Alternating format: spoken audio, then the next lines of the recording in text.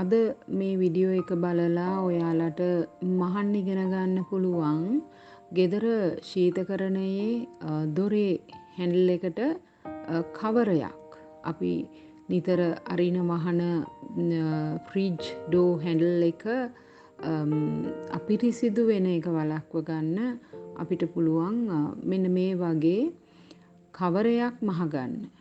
හරිම පහසුයි. ඉක්මනට මහගන්න පුළුවන් පුංචි කවරයක්. මේකට අපිට මිම්ම අරගන්න මිමි දෙකක් අවශ්‍ය වෙනවා. අපිට මේ හැන්ඩල් එකේ ඇතුළ තියෙන ඉඩ ප්‍රමාණය උස මම අඟල් වලින් මැනලා පෙන්නනවා මගේ ශීතකරණේ මේ හැන්ඩල් එකේ ඇතුළත ඉඩස ප්‍රමාණය.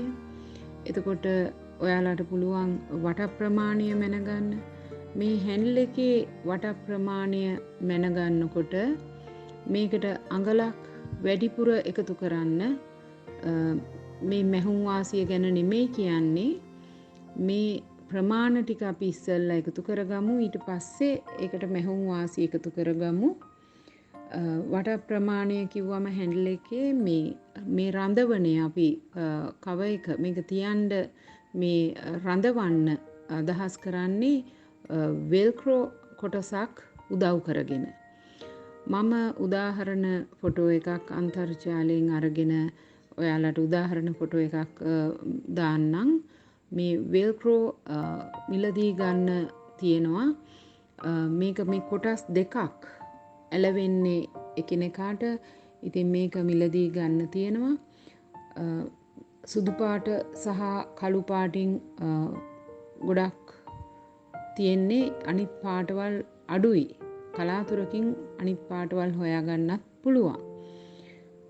මේ මිමි දෙක අපි අරගෙන මම නිතරම කියනවා ඔයාලට මේ කාඩ්බෝඩ් වලින් පතරම හදාගන්න කියලා. මේ මිමි සටහන් කරගෙන මේ සටහන් කරගත්ත මිමි වලට මැහුම් වාසිය හතර වටෙන්ම ටිකක් එකතු කරගන්න. අඟල් කාලක් වගේ මැහුවම ඇති. මේ විදිහට අඟල් කාලක් එක්ක ඕගලන්ට අඟල් භාගයක් අවශ්‍ය නම් මැහුම් වාසිය ටිකක් එකතු කරගෙන කඩදාසි කාඩ්බෝඩ් පතරමක් හදාගෙන මේ පතරම තියලා රෙදි කොටස් දෙකක් පැඩින් කොටසක්. දැන් පැඩින් කොටසක් කිව්වහම මේ පැඩින් එච්චර ඝනකම එකක් ගන්න එපා. ලොකුවට පිම්බිලා ඉන්න එකක් ගන්න එපා. ගොඩාක්ම තුනී එක ගන්නත් එපා. සාමාන්‍ය පැඩින් කොටසක් මේ අවශ්‍ය මිමි වලට අපි කපා ගන්නවා. එතකොට අපිට රෙදි කොටස් දෙක තියෙනවා. අපිට වෙල්ක්‍රෝ කොටස තියෙනවා. ඊට පස්සේ මේ pegs මේ clips නැත්නම් pegs මේ මැහුම් කරනකොට අවශ්‍ය වෙන මේ clips මේවා ගන්න පුළුවන් අන්තර්ජාලයෙන් ගෙන්න ගන්න පුළුවන් ඔයාලට.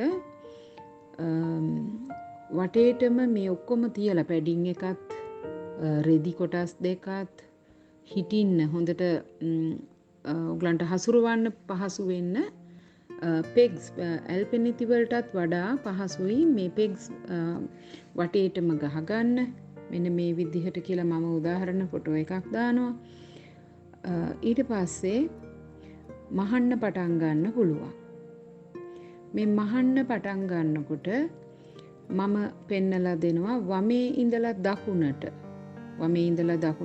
උඩ මැහුම් වාසියක් මහගෙන යනවා. මේ පටන් ගන්නකොට උඩ නූල සහ යට නූල පොඩ්ඩක් අල්ලගෙන පටන් ගන්න. එතකොට මේ ගෙවල් වල දැන් මගේ මැහුම් පන්ති පාඨමාලා වලට සම්බන්ධ වෙන්න එනකොට මේ සිසුවියන් අහන ප්‍රශ්නයක් තමයි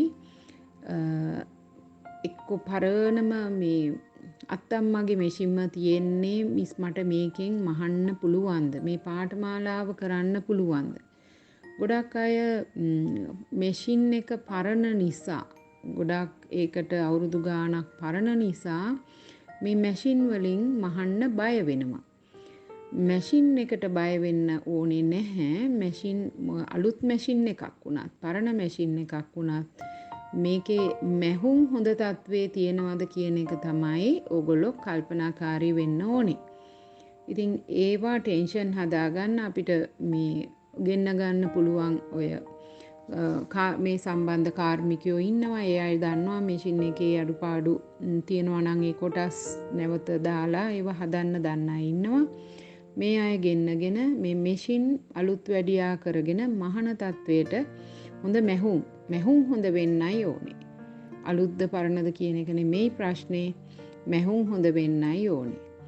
මේ විදිහට පටන් ගන්නකොට සහ අවසන් කරනකොට නූල් ටිකක් වැඩිපුර තියලා අන්තිම ළඟටම කපන්න එපා.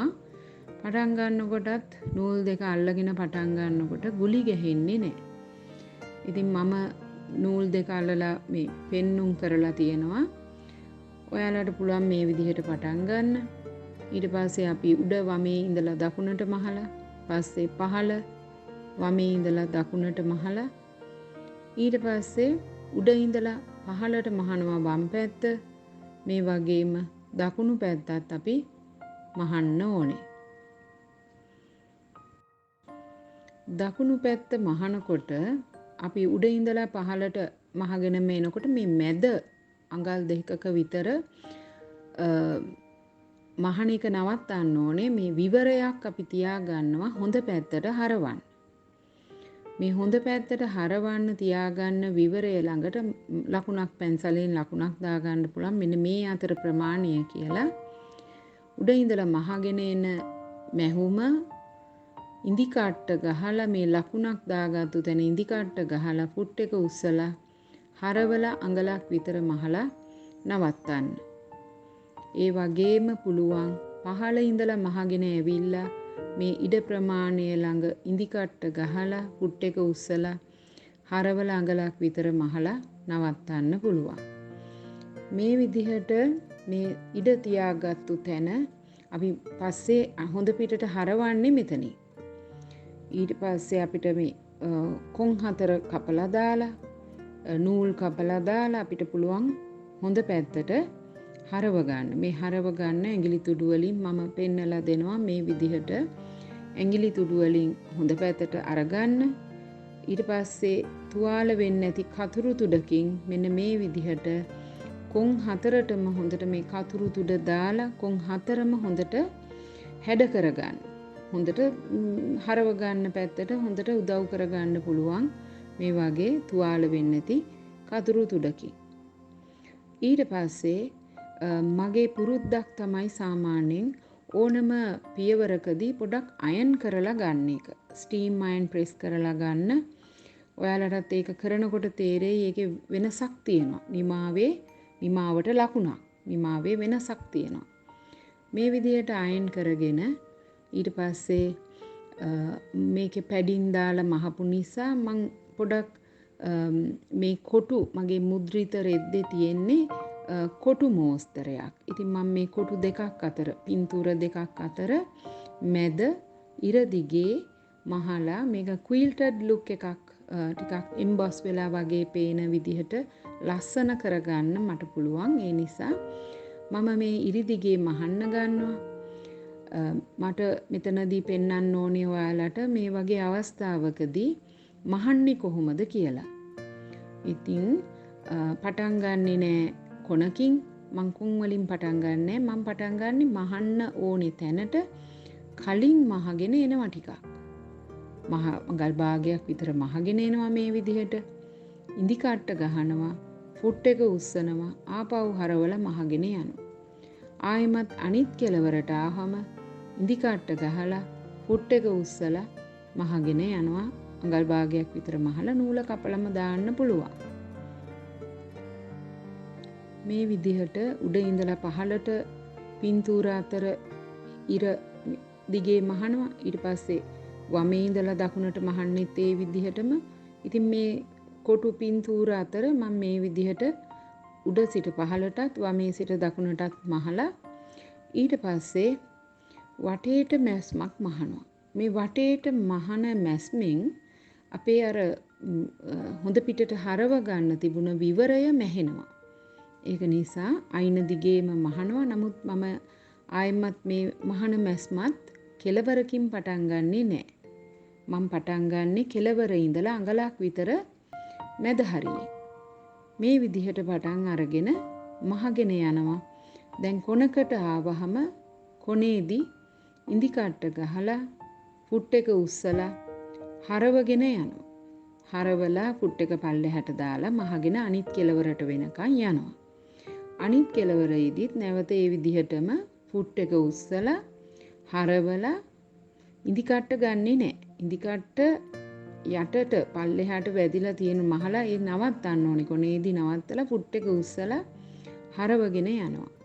මේ විදිහට හතර වටේම මහලා ආපහු පටන් ගත්ත තැනට ආවහම පටන් ගත්ත තැනට වඩා අඟලක් විතර මහලා නවත්තලා නූල කපලා දාන්නම පුළුවන්.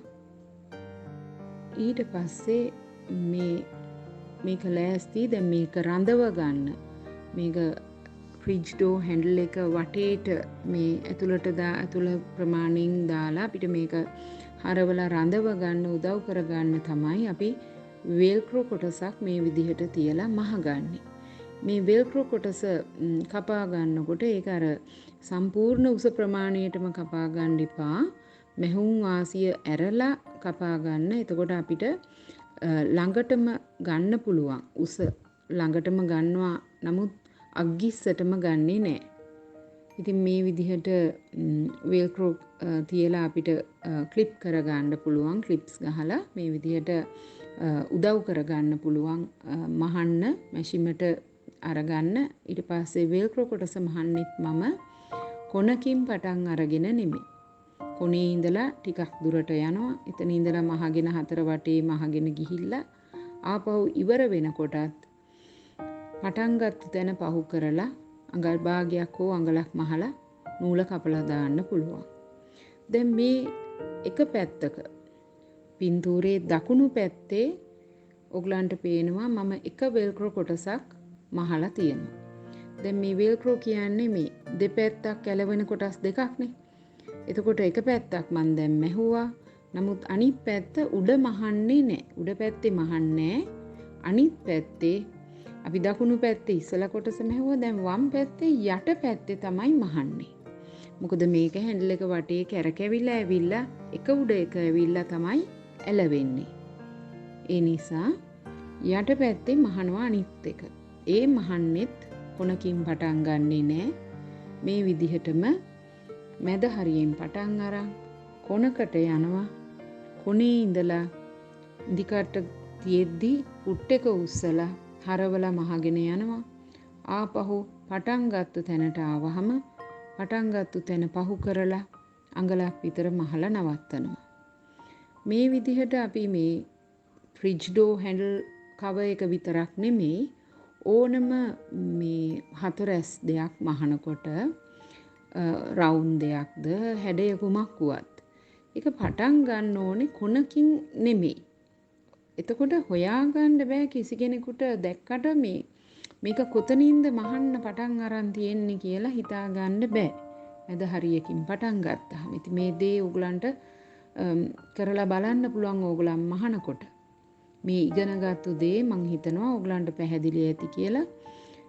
වෙන දෙයකදී මේ විදිහට මහලා බලන්න. දැන් අපේ ශීතකරණයේ දොරේ හැන්ඩල් එකේ කවරය ලෑස්ති. මම මේ විදිහට රඳවනවා. මම මේ තෝරගත්තේ මුළු තැන්ගෙට මේ පෑන්ට්‍රි එකට ගැලපෙන පළතුරු මුද්‍රණයක්.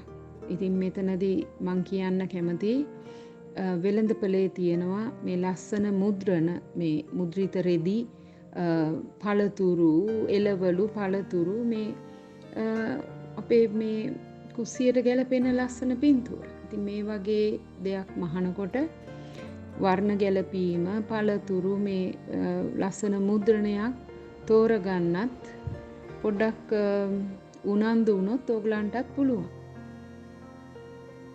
තවත් වීඩියෝ එකකින් හමු වෙමු. මම සොයින් ක්‍රාෆ්ට් ශ්‍රී ලංකා Facebook පිටුව කරගෙන යන ගයනි සමරසිංහ. ස්තුතියි